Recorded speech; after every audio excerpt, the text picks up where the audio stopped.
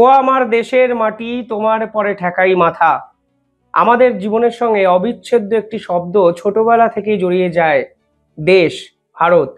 ভারতবর্ষকে নিয়ে আমরা যতটা গর্ব অনুভব করি, বাংলাদেশিরা কি তাদের দেশকে নিয়ে অতটা গর্ব অনুভব করে না? অন্তত বর্তমান সময়ে যে তথ্য আমাদের সামনে এসছে, সেখানে দেখা যাচ্ছে বাংলাদেশ ছেড়ে অন্য দেশে চলে যাওয়ার প্রবণতা বাংলাদেশিদের মধ্যে মারাত্মকভাবে বেড়ে গেছে। ভারতবর্ষের মধ্যে বর্তমানে যতগুলো সমস্যা এই মুহূর্তে বিরাজমান, তার সব থেকে উপরের সারিতে যে সমস্যা থাকবে তা হলো বাংলাদেশি অনুপ্রবেশের সমস্যা।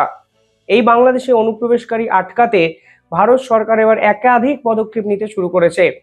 আমি কিছুদিন আগে একটা ভিডিওতে বলেছিলাম, ভারত সরকার 30 ডেজ একটি চ্যালেঞ্জ প্রোগ্রাম লঞ্চ করেছে। সেখানে বাড়ি বাড়িতে গিয়ে বর্ডার এরিয়াতে বাংলাদেশি আছে কি নেই সেই ডকুমেন্ট ভেরিফিকেশন করা হবে। এবং আপনারা জানেন, গুজরাট, বাংলা, আসাম, ত্রিপুরা বিভিন্ন জায়গায় কিন্তু এই কর্মকাণ্ডটা চলছে। কিছু জনকে আবার বাংলাদেশকে ফিরিয়ে দেওয়া হয়েছে, বাংলাদেশের ভাষায় পুশ ইন করা হয়েছে, সীমান্ত থেকে মোহাম্মদ ইউনূসের হাতে তুলে দেওয়া হচ্ছে।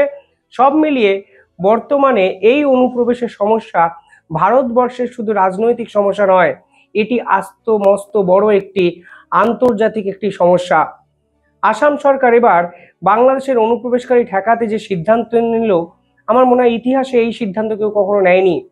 তারা সরাসরি বদ্ধপরিকর তাদের সিদ্ধান্তে যে যেন তেন প্রকারে বাংলাদেশের অনুপ্রবেশকারী আটকাবে আসাম, এবং আসাম কিন্তু একের পর এক সিদ্ধান্তে সে কথা কিন্তু বুঝিয়ে দিচ্ছে।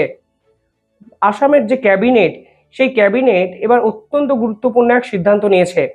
তা ঠিক করেছে যে বর্ডার এরিয়াতে যে সকল ভারতীয় নাগরিকরা বাস করেন, কিংবা কিছুটা ফ্র্যাজাইল এরিয়া যেখান দিয়ে অনুপ্রবেশের এই সমস্যা হতে পারে, সেই সকল জায়গায় নাগরিকদের পিস্তল রাখার লাইসেন্স দেবেন, যেন বাংলাদেশের অনুপ্রবেশকারী সমস্যা থামানো যায়।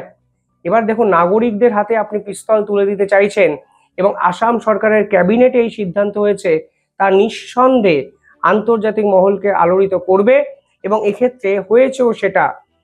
আসাম সরকার মনে করছে সীমান্তে বহু জায়গায় তো বিএসএফ দেওয়া সম্ভব হয় না, এটা তো বাস্তব। বহু জায়গায় জলা জঙ্গল আছে, কাঁটাতার বেছানো এখনো সম্ভব হয়নি। যখনই কাঁটাতার বেছানো শুরু হয়েছে, তখনই বাংলাদেশের বর্ডার গার্ড অফ বাংলাদেশ বিজিবির পক্ষ থেকে বিভিন্ন ক্ষেত্রে বাধা দেওয়া হয়েছে। বিভিন্ন রকম সমস্যার সম্মুখীন হয়েছে ভারত সরকার। এর জন্যই এই পার্টিকুলার কিছু জায়গা থেকে কিন্তু অনুপ্রবেশের সমস্যা বাড়ছে। বাংলাদেশের রাজনৈতিক পরিস্থিতি এতটাই খারাপ যে বাংলাদেশিরাই এখন বাংলাদেশে থাকতে চাইছেন না। অর্থের প্রাচুর্যের কথা তো অনেক দূরের বিষয়, ন্যূনতম সামাজিক যে সুরক্ষা, সামাজিক যে ন্যূনতম যদি বলা হয় যে সুবিধাগুলো, সেই সুবিধাগুলো অবধি বাংলাদেশের নাগরিকরা এখন পাচ্ছেন না। তার জন্য মোহাম্মদ ইউনূসের এই সময়ে 8 মাসে সব থেকে বেশি অনুপ্রবেশের সমস্যা কিন্তু বেড়েছে, এবং ভারত সরকার রিয়েলাইজ করছেন এই অনুপ্রবেশকারীদের যদি এখনই থামানো না হয়, তাহলে কিন্তু ভারতবর্ষের ভবিষ্যতের জন্য অত্যন্ত খারাপ কিছু না কিছু এই অনুপ্রবেশকারীরা নিয়ে আসছেন।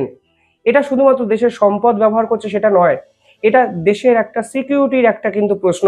দেখুন, এই অনুপ্রবেশকারীরা কারা, এই অনুপ্রবেশকারীরা কোন সংগঠনের সঙ্গে জড়িত, আদৌ এই অনুপ্রবেশকারীরা বাংলাদেশি তো, নাকি মায়ানমার কিংবা রোহিঙ্গা হয়ে বাংলাদেশের ভিতর থেকে আসছে, অনেক রকম প্রশ্নচিহ্ন কিন্তু উঠবে, কারণ এদের কাছে নির্দিষ্ট কিছু ডকুমেন্ট নেই। বিজেপির পক্ষ থেকে একটি প্রেস কনফারেন্স করা হয়েছিল। বিজেপি কি বলেছিল? বিজেপি বলেছিল পুশিন তারা রুখবে সীমান্তে, ভারত যদি কিছু করে তাহলে পাল্টা কিছু চাল তারা চালবে।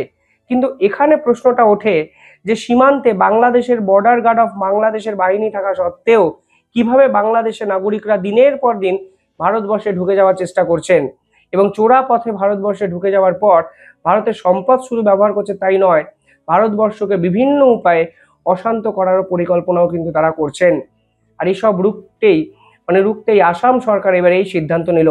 পাশাপাশি আসাম সরকার 1000টির বেশি সোশ্যাল মিডিয়া অ্যাকাউন্টকে আইডেন্টিফাই করেছে, যে অ্যাকাউন্টগুলো আসাম কিংবা বাংলাদেশের সঙ্গে কোনো না কোনো লিঙ্ক আপ ছিল। এবার সেই সোশ্যাল মিডিয়ার অ্যাক্টিভিটি তারা দেখছে, এবং তারা বোঝার চেষ্টা করছে ভারতে বসেই আসলে বাংলাদেশের সঙ্গে একসঙ্গে ষড়যন্ত্র করে যারা ভারতবর্ষের ক্ষতি করছে তাদেরকে চিহ্নিত করে কঠোর শাস্তি দিতে হবে, যা আসাম সরকারের ক্যাবিনেট এই মুহূর্তে মনে করছে, এবং এই ধরনের সিদ্ধান্ত তারা নিয়েছে।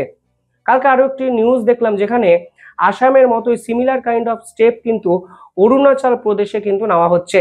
অর্থাৎ এটা পরিষ্কার হয়ে যাচ্ছে ভারতের যারা বিভিন্ন ক্ষেত্রে যারা বর্ডার এরিয়াতে যারা আছেন, সীমান্ত লাগোয়াবর্তী যারা রাজ্য, তারা সকলেই অনুপ্রবেশকারী ঠেকাতে চাইছেন এবং সকলের তথ্য একই যে 8 মাসে বাংলাদেশ থেকে অনুপ্রবেশের সংখ্যা হঠাৎ করেই এতটা বেড়ে গেছে যে ভারত সরকারকে 30 দিনের special task force action plan কিন্তু ঘোষণা করে দিতে হয়েছে।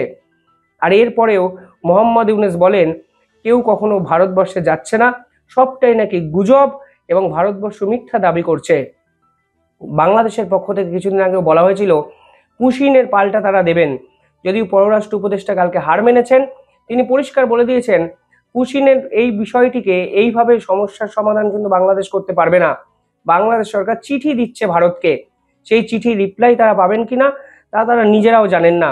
কিন্তু সব মিলিয়ে অনুপ্রবেশকারী ইস্যু যে বাংলাদেশের শুধু সমস্যা সেটা নয়, বাংলাদেশ যত না অনুপ্রবেশকারী ইস্যু নিয়ে ভাবছে, ভারতবর্ষ কিন্তু অনেক বেশি ভাবছে। কারণ আলটিমেটলি ভারতের সম্পদ, ভারতের শান্তি শৃঙ্খলা সিকিউরিটির প্রশ্ন কিন্তু এই অনুপ্রবেশের সঙ্গে জড়িয়ে আছে। আসাম যে পদক্ষেপ নিচ্ছে, বাংলা কিংবা এই যে পার্শ্ববর্তী রাজ্য, এদের এই রাজ্যের মুখ্যমন্ত্রীরা কি নিতে পারবেন, এই প্রশ্ন কিন্তু উঠে যায়। এখানে বারবার আমি যে শব্দটি প্রয়োগ করছি তা হলো ন্যাশনাল সিকিউরিটির প্রশ্ন।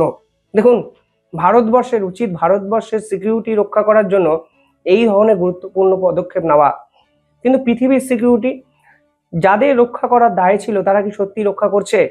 কালকে রাষ্ট্রসংঘের পক্ষ থেকে এক হাস্যকর সিদ্ধান্ত নেওয়া হয়েছে। গোটা বিশ্ব কার্যত তাজ্জব।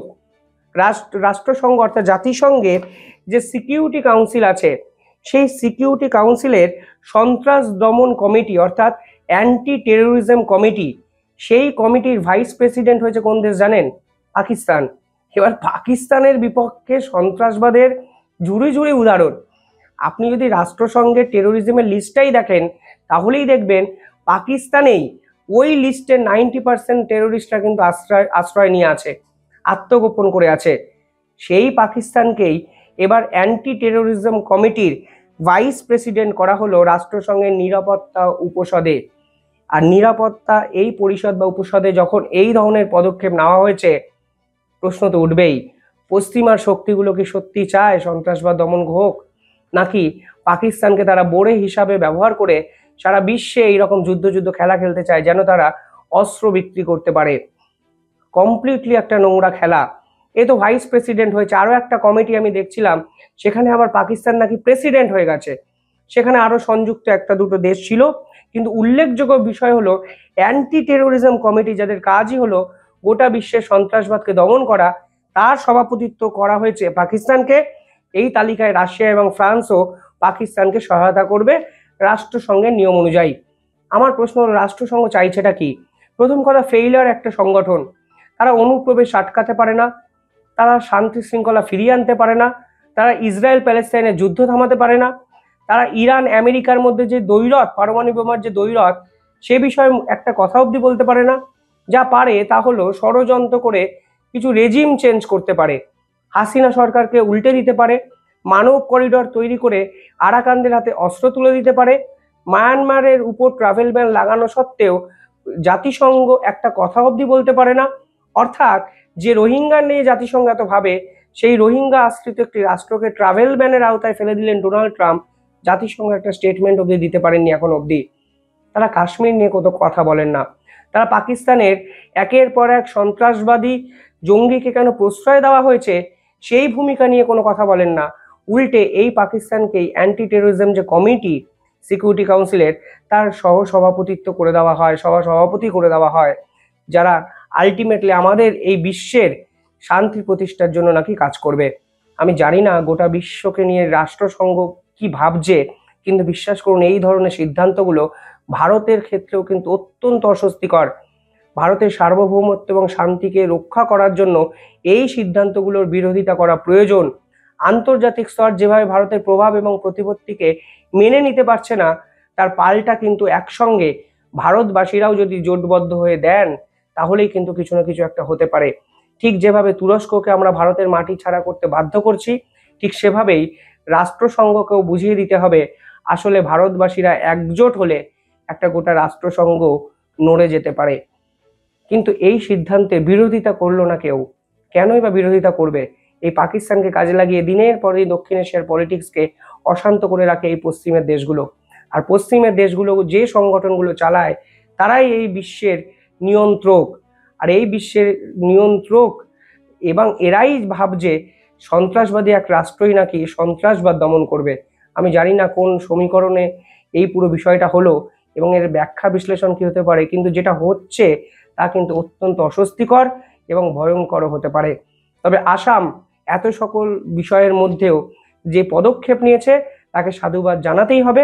বাংলাদেশে অনুপ্রবেশকারী আটকাতেই হবে, মোহাম্মদ ইউনূসকে চ্যালেঞ্জ ছুড়তেই হবে এবং বুঝিয়ে দিতে হবে ভারত যদি চায় তাহলে বাংলাদেশের মতো ছোট্ট পুচকি একটা দেশ কিচ্ছু করতে পারবে না ভারতের। কমেন্টে জানাবেন আপনারা কি ভাবছেন। ধন্যবাদ।